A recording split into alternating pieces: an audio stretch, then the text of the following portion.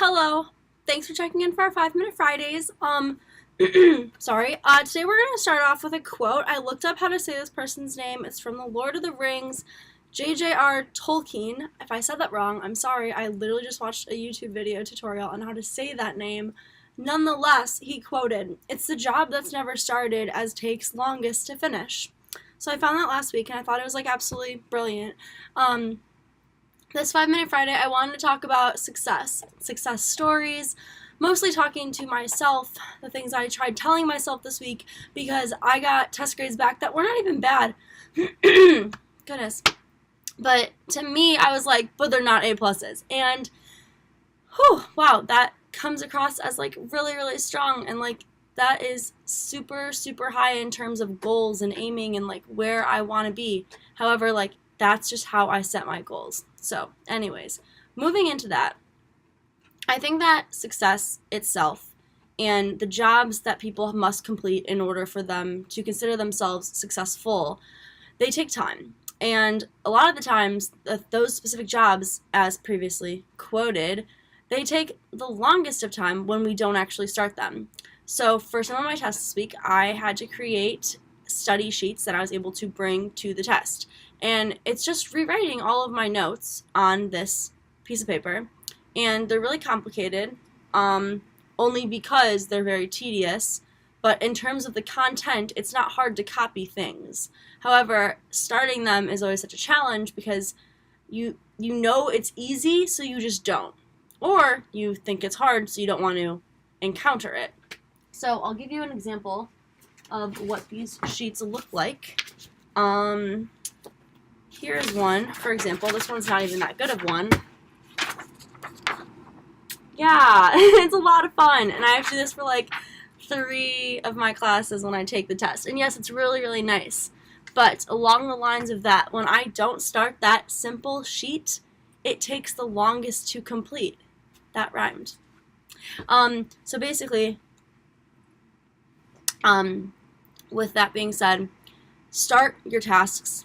Start now. Take the things that you really didn't think you wanted to start this weekend. Start them this weekend. Don't say you're going to do it Monday, because Monday's going to come around, and then you're going to say, oh, I meant next Monday.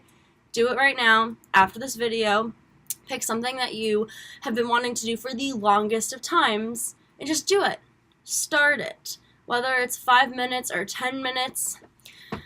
When I wanted to get back into stretching again, I told myself just at the end of every day, stretch for 5 minutes. Put on a song and do a plank to it. Or, in terms of me wanting to, I'm working on getting my arms bigger. So every night I'm do 30 push-ups before you go to bed. It's that's not anything super significant, but it's the fact that it's small. It's what I'm starting with, and that's what I'm going to do, hopefully every day.